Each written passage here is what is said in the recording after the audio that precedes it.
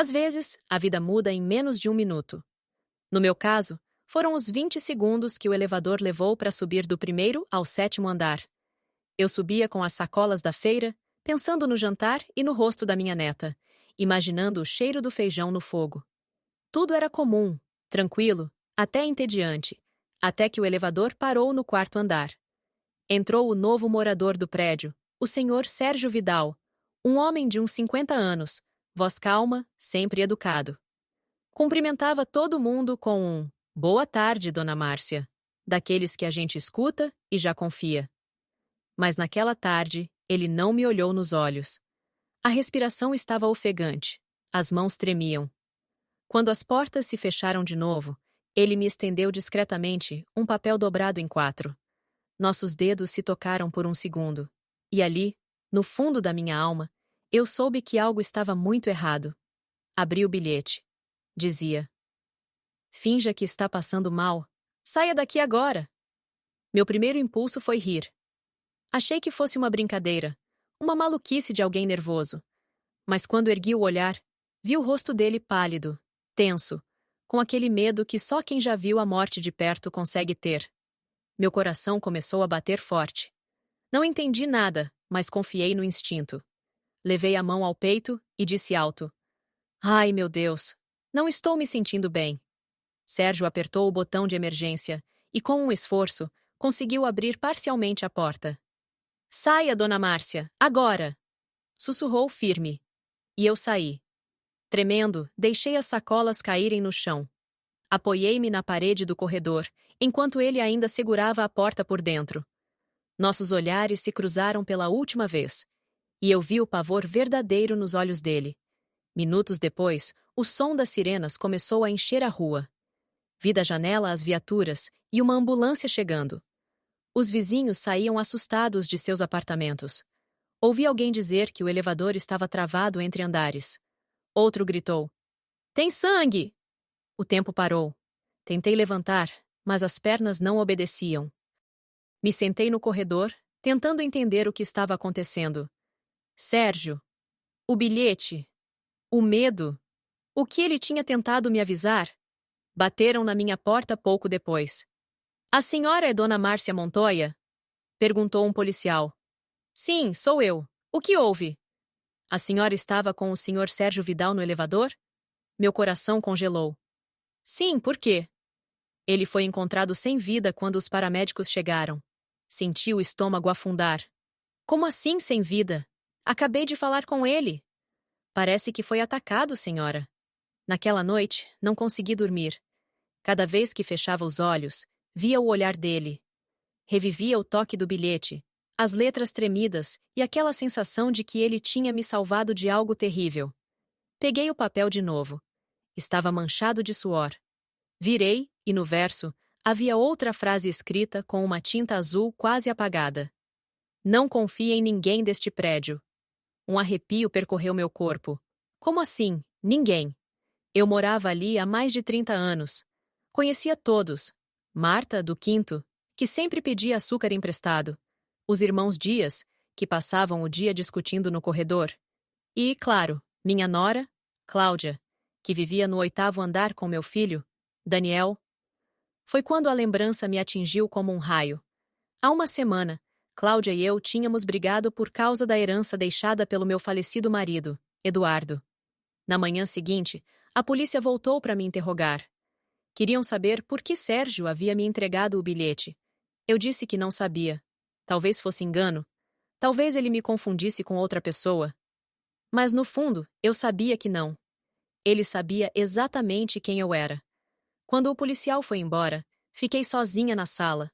O elevador continuava interditado, e o silêncio do prédio era insuportável. Decidi. Eu não ia ficar esperando respostas. Sérgio tentou me salvar por uma razão. E se essa razão estava dentro dessas paredes, eu iria descobrir. Nos dias seguintes, o prédio mudou de jeito. O ar parecia pesado, como se as paredes guardassem o eco do crime. As portas se fechavam rápido demais, as cortinas se moviam discretamente, e os vizinhos, aqueles que antes me chamavam de Dona Márcia, tudo bem? Agora desviavam o olhar. A polícia veio várias vezes, Repeti o que sabia. O olhar de Sérgio, o bilhete, o medo. O detetive principal, um homem cansado, perguntou: A senhora diz que não o conhecia? Só de vista. Interessante, murmurou ele, consultando a prancheta. Encontramos o nome da senhora numa folha dentro do apartamento dele. O meu nome? Perguntei surpresa. Sim. Márcia Montoya, 7º andar. E outros 2 nomes, riscados. Fiquei muda. O policial me olhou por alguns segundos e disse: A senhora tem inimigos? Não sei, mas parece que alguém aqui tem. Naquela noite, o sono não veio. Às 2 da manhã, ouvi passos no corredor. Fui até a porta, em silêncio. Alguém estava parado do outro lado. Respiração pesada. De repente, algo caiu no chão. Um envelope branco deslizou por baixo da porta. Esperei alguns segundos e o peguei. Sem remetente. Dentro, havia um recorte de jornal e uma nota escrita às pressas. Tudo começou com a herança do seu marido. Não confie em ninguém. O recorte falava de um empresário morto em um escândalo financeiro. Meu marido, Eduardo Montoya, tinha morrido há 6 anos. A herança, as brigas com Cláudia e Daniel, a insistência dela em vender os terrenos da família. A ligação era óbvia e assustadora. Na manhã seguinte, desci ao saguão do prédio. Vizinhos cochichavam. Dona Márcia, a senhora soube? Disse Marta do quinto. O homem que morreu no elevador era contador. Trabalhava para uma mulher do 8º. Senti um arrepio. Do 8º? Sim, Cláudia Ribeiro. Sua nora, não é? Não respondi. Apenas assenti, tentando esconder o tremor das mãos. Voltei para o meu apartamento com a cabeça girando. Sérgio, o bilhete, o crime, o contador. Tudo se conectava, mas o quebra-cabeça ainda estava incompleto. À tarde, fui até o apartamento de Daniel. Ele me recebeu com um sorriso cansado. Mãe, que surpresa! Entra! A casa estava impecável, como sempre. Cláudia apareceu segundos depois, de robe de seda, sorriso frio. Que bom ver a senhora, sogra. A que devo a visita? Só queria saber se souberam do que aconteceu no elevador. Terrível, né? Disse ela, fingindo horror. Aquele homem era o meu contador. Meu sangue gelou. Seu contador? Sim. Cuidava de uns assuntos pequenos. Nada importante. Evitei o olhar dela. Daniel tentou intervir. Mãe, por favor, não começa. Eu só perguntei. Respondi. De verdade, não tem nada de estranho, acrescentou Cláudia sorrindo. Aquele homem tinha inimigos. Não me surpreende o fim que teve. Saí de lá com o coração acelerado. Aquela calma dela não era natural. Tinha algo por trás. Naquela noite, procurei documentos antigos de Eduardo. Encontrei uma pasta com uma folha marcada. O nome de Sérgio Vidal sublinhado. E ao lado, a letra do meu marido. Contar, se algo me acontecer. Senti o gelo subir pela espinha. Sérgio conhecia Eduardo. Ele me protegia por um pedido do meu próprio marido. E Cláudia? O que mais ela escondia? Mas antes de te contar o que descobri depois, quero te pedir uma coisa. Se inscreve no canal e deixa seu like. Assim eu sei que você está aqui comigo e gosta das minhas histórias. Agora, continua comigo, porque o que vem a seguir vai te arrepiar. Depois daquela noite, nada mais foi igual. Dormir virou luxo. Comer, um ato mecânico. Tudo o que eu conseguia pensar era no nome de Sérgio, no olhar dele antes de o elevador fechar e na frase escrita com aquela tinta azul que parecia ter atravessado o tempo só para me alcançar. O prédio inteiro parecia respirar de outro jeito. Até o vento nos corredores tinha outro som, como se soprasse segredos. Cada vizinho virou com um suspeito. Marta, que antes sorria tanto, agora se escondia atrás da porta. Os irmãos Dias ficaram educados demais, e isso, para mim, era sinal de culpa. E Cláudia? Cláudia continuava a desfilar pelo 8º andar, com aquele sorriso controlado, e a voz doce de quem sabe que está no comando. Decidi que precisava ver as câmeras do prédio. Sabia que só o zelador tinha acesso, um rapaz calado, chamado Luciano. Jovem, bom menino, daqueles que crescem ajudando os outros sem pedir nada em troca. Esperei ele no térreo. Luciano, você pode me mostrar as gravações do dia do crime? Ele hesitou. Dona Márcia? Acho que não posso. Olha, meu filho, aquele homem me salvou a vida. Eu só preciso entender por quê. Luciano respirou fundo, olhou para os lados e me fez sinal para entrar na salinha das câmeras. Fechou a porta e ligou o monitor. Na tela, o vídeo mostrava o quarto andar. Sérgio entra no elevador, depois eu. Mas de repente, o vídeo corta. 5 minutos sumiram. Tá vendo? Disse ele. Alguém apagou o trecho. E quem pode mexer nessas imagens? Só o síndico, ou algum proprietário com autorização? Proprietário como quem, por exemplo? Ele olhou para o chão. Como a senhora Cláudia Ribeiro. Sentiu o estômago virar. Ela pediu para ver as gravações há 2 semanas. Disse que foi por causa de um roubo no apartamento. Fiquei em silêncio.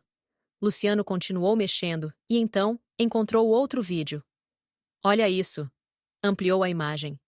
No corredor do 8º andar, 1 hora antes do crime, Cláudia aparecia entrando no prédio com uma bolsa grande, preta. 10 minutos depois, ela saía correndo. Pode me fazer uma cópia? Pedi. Claro, mas... Tenha cuidado, dona Márcia. Nem todo mundo aqui é quem parece ser. Voltei para o meu apartamento com o pendrive apertado nas mãos, como se fosse uma bomba. A prova de que algo terrível estava escondido atrás das paredes que eu chamava de lar. Coloquei o vídeo no computador. Lá estava ela, Cláudia, de óculos escuros, o rosto tenso, a bolsa contra o corpo. E, quando saiu do prédio, olhou para cima, bem para minha janela. O medo virou raiva. Se Sérgio estava ligado ao meu marido e Cláudia estava ali naquele dia, aquilo não era coincidência. Era uma mensagem. Uma tentativa falha de me calar. Guardei as provas num envelope junto com o bilhete de Sérgio e escondi num fundo falso da cômoda. Mas, naquela mesma madrugada, acordei com um barulho na sala. Um rangido no assoalho. Andei em silêncio, descalça. Na penumbra, vi uma sombra feminina perto da escrivaninha. Algo brilhava na mão dela. Uma chave. Fiquei atrás da porta, segurando o ar. Ela abriu a gaveta, revirou o conteúdo e saiu correndo. Quando olhei, o envelope tinha sumido. Abri a porta, mas o corredor estava vazio. Só um cheiro forte de perfume caro, o mesmo que Cláudia usava desde o casamento. De manhã, liguei para ela. Cláudia, preciso falar com você. Agora não posso, estou ocupada. É sobre o Sérgio. Silêncio. O que ele tem a ver comigo? Perguntou com a voz seca. Você me diz. Ela desligou. Foi nesse instante que o medo virou determinação. Se alguém roubou as provas, é porque eu estava certa. E se alguém queria me calar, é porque eu sabia demais. Liguei para o Luciano de novo. Preciso de todas as gravações das últimas 3 semanas. Dona Márcia, o que está acontecendo? O que sempre acontece quando a verdade começa a aparecer. O medo muda de dono. Naquela tarde, recebi uma mensagem de número desconhecido. Não procure mais. Sua curiosidade vai te matar, igual ao Sérgio. Apaguei o recado, respirei fundo e olhei para a janela. A luz do 8º andar estava acesa.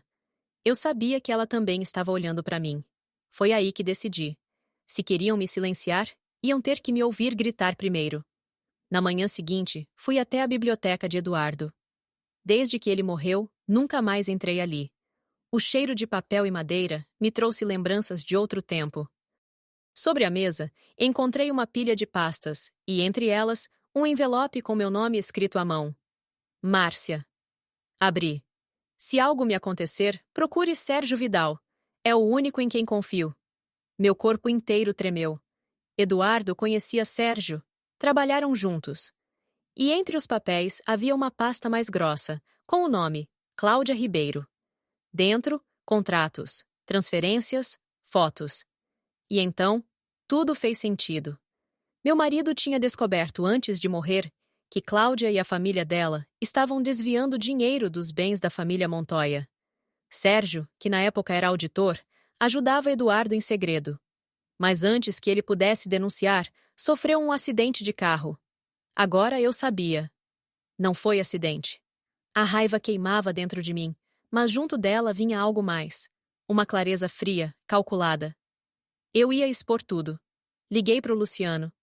Filho, vem aqui. Preciso da sua ajuda. A senhora encontrou algo? Encontrei demais. Mas sozinha não vou conseguir provar. Quando ele chegou, passamos a noite vendo as imagens. Olha isso, disse ele, ampliando uma gravação. A noite anterior ao assassinato, alguém entrou na sala do síndico. Aproximei o rosto da tela. Cláudia, iluminada pela luz do computador, trocando um pendrive por outro idêntico. Ela estava apagando as gravações, sussurrou ele. E não só isso, respondi. Estava apagando o próprio rastro. Passei a noite acordada, olhando a janela iluminada do 8º andar. Ela ainda não sabia que eu tinha as provas que faltavam. Mas o problema era Daniel. Ele continuava acreditando nela. Na manhã seguinte, chamei meu filho. Daniel, preciso que me escute sem interromper. Mãe, não de novo. Seu pai não morreu num acidente, disse firme. Tenho provas, documentos. A sua esposa está envolvida num golpe, e o homem do elevador fazia parte disso. Ele empalideceu. Mãe, pelo amor de Deus, isso é loucura! Ela sabia que Sérgio ia falar. Foi por isso que ele morreu. Daniel me olhou com raiva. Mas por trás da fúria, eu vi o medo. Naquela noite, Cláudia me ligou. O que a senhora disse para o Daniel? Perguntou com voz baixa. Só a verdade. Tenha cuidado, sogra. Gente que remexe o passado às vezes acaba enterrada com ele. Isso é uma ameaça? Não, é um conselho. E desligou. Minhas mãos tremiam, mas eu sorri. Finalmente, ela mostrava o rosto verdadeiro. Pouco depois da meia-noite, encontrei outro envelope no correio. A mesma tinta azul da nota de Sérgio. Dentro, uma frase curta. Não a enfrente sozinha. Espere meu sinal. Meu coração disparou. A letra era idêntica à de Sérgio. Será possível? Ele poderia estar vivo? Se fosse verdade, tudo ainda podia mudar. Mas se não fosse, alguém continuava o plano dele. O medo virou combustível. Pela primeira vez em muito tempo, eu deixei de ser vítima. Peguei todos os documentos, as gravações, as notas e coloquei numa pasta vermelha. Escrevi em cima. A verdade não se esconde, ela espera. Guardei num lugar seguro. Sabia que Cláudia não ia parar. E quando viesse, eu estaria pronta. Decidi preparar o cenário. Uma janta de família. O pretexto perfeito. Filho, faz tempo que não jantamos juntos, disse com voz doce. Queria convidar vocês. Tem certeza, mãe? Tenho. Só família, uma noite tranquila. Desliguei o telefone e sussurrei para mim mesma. Tranquila é o que não vai ser. Naquela noite, preparei tudo com calma. Mesa posta, toalha branca, copos brilhando, velas acesas. Tudo parecia um jantar comum, mas por baixo do pano, dentro de uma pasta preta, estava o dossiê que mudaria nossas vidas. As provas que meu marido guardou, as fotos, as gravações e os arquivos que Luciano recuperou. Quando a campainha tocou, meu coração bateu forte. Daniel entrou sorrindo. Logo atrás, Cláudia, com um vestido vermelho e aquele olhar calculado que sempre me fez lembrar um gato observando a presa. Que lindo tudo, sogra! Disse ela, passando os dedos pela louça. Não sabia que ainda tinha vontade de celebrar. Sempre há motivos para celebrar, filha, respondi. Principalmente quando as máscaras começam a cair. Ela sorriu sem entender. Poucos minutos depois, Luciano chegou. Quem é esse? Perguntou Cláudia, irritada. Um amigo da família, respondi serena. Tem me ajudado muito ultimamente. O jantar começou tenso. Daniel tentava conversar, mas ninguém relaxava. O ar era denso, cheio de palavras não ditas. Quando Cláudia serviu o vinho, percebi suas mãos tremerem. Quase nada, mas para mim foi suficiente. Ela sentia. Algo estava prestes a acontecer. Daniel, falei tentando sorrir. Lembra do homem do elevador? Lembro, mãe. Por quê? Porque descobri algo interessante. Peguei a pasta preta e a coloquei sobre a mesa. Cláudia empalideceu. O que é isso? A verdade. Luciano ligou o notebook e projetou na parede uma das gravações. A imagem mostrava Cláudia entrando na sala do síndico e trocando um pendrive. Daniel levantou-se, atônito. O que significa isso? Significa, respondi, que alguém apagou as gravações que podiam provar quem matou Sérgio Vidal. Cláudia tentou manter a calma. Eu não sei do que estão falando. Claro que sabe, disse firme. Sérgio trabalhava com Eduardo. Quando seu sogro descobriu seus golpes, você o calou. O silêncio caiu pesado como pedra. Daniel levou as mãos à cabeça. Cláudia, me diz que isso é mentira. É mentira! Gritou ela, a voz trêmula. Essa gravação é falsa! Luciano manteve o olhar fixo. Poderia ser, se eu não tivesse os arquivos financeiros que você alterou e as transferências para o seu nome. A cor sumiu do rosto dela. Tentou se levantar, mas Daniel a segurou. O que você fez, Cláudia? Sussurrou. Ela começou a chorar, cobrindo o rosto com as mãos. Eu olhava sem sentir alegria. Nenhum gosto de vingança. Apenas um vazio. A mulher que eu tratei como filha tinha envenenado nossa casa. O telefone tocou. Luciano atendeu e me passou. É para a senhora.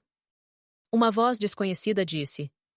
Já está feito. O dossiê foi entregue. Ela não sairá do país. Desliguei sem dizer nada.